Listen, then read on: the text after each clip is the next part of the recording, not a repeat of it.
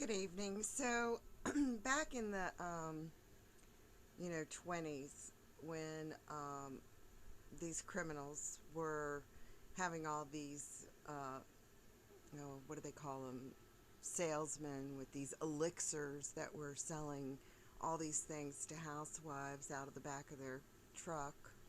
Well, these were all made by these same criminals, the Rockefellers, the Rothschilds, the people that have owned the pharmaceutical companies.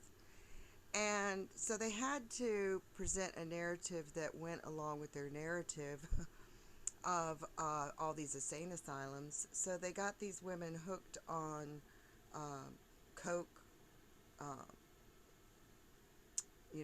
morphine, heroin, all these different drugs, because they got to remember drugs were not illegal back then, and they were in all kinds of products like Coca-Cola. So people want to believe that children were born addicts just in our generation, but no, there was a lot of addiction back then. And there was quite a few institutions for people that had mental deformities, but these were created by, the same elite bloodlines because they needed people to believe the story that we had just a whole civilization of insane people, so they had to build all these insane asylums when in fact the majority of them were factories. Same with these high schools that they say were high schools that are just gigantic from the 1800s. These were factories. These were not high schools. But of course, people don't want to.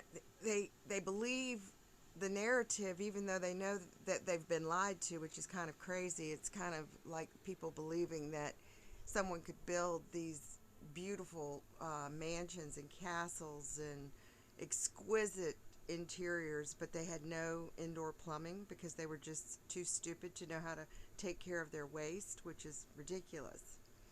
Now, what has happened before is happening again because, they always have their elite boys club, and these people go out and they, you know, make a good living, get their bank accounts all fat, and then they get destroyed too because all these people believe they're part of the club and they're not.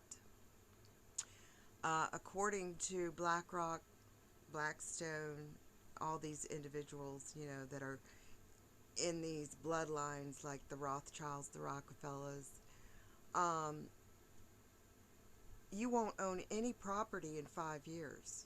Well, they're doing a good job of getting everybody off the property. Millions of people have died, and once again, I say, who got their bank accounts when they just perished off this earth along with all their family members?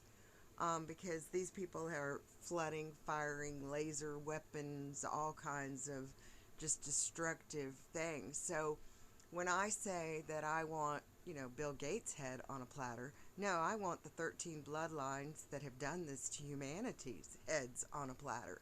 Because this is utter garbage what they're doing. And, you've got these secret society members that are at a very low level that have no clue what they got themselves into and that they're really not part of the club.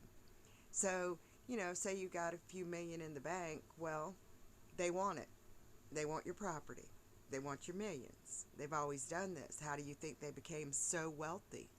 Not from hard work and blood, sweat, and tears. No, it was from illegal activities, getting people sick and making money on it, stealing property. They never pay for it. They just steal it. That's what's happening in East Palestine. That's what's happening in most of Ohio right now. They want the property because it was pretty good farmland at one time. So, that's coming to a state near you because no one will stand up and do anything because you got all these idiots out here that think they're part of the club. Well, I got a big awakening for you. You're not. All right, have a good day.